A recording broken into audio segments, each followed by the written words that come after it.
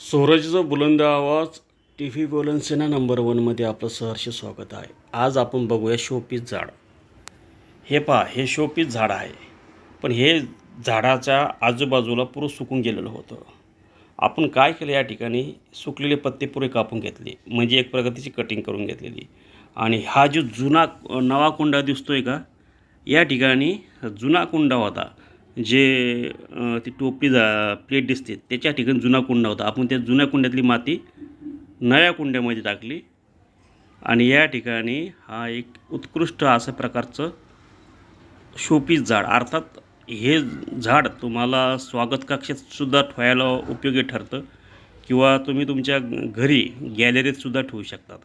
यामुळं तुम्हाला हवा तर चांगली भेटतेच, पण हे आलेल्या मान्यवरांचं लक्षसुद्धा हे झाड वेधून घेत असतं.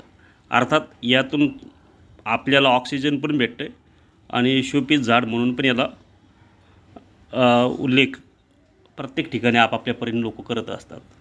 आता त्याच्या बाजूला हे जे झाड आहे छोटं, हे कोणतं झाड आहे ते तुम्ही मला सांगितलं पाहिजे. बाकीचे इतर झाडं आहेत, गुलाब आहे, फूल आहे, आणखी इतर चांगली झाडं आहेत. आपण अशाच बातम्या पाहण्यासाठी सूरजचा बुलंद आवाज टी व्ही बुलंदसेना यूट्यूबवर लाईक करा. धन्यवाद.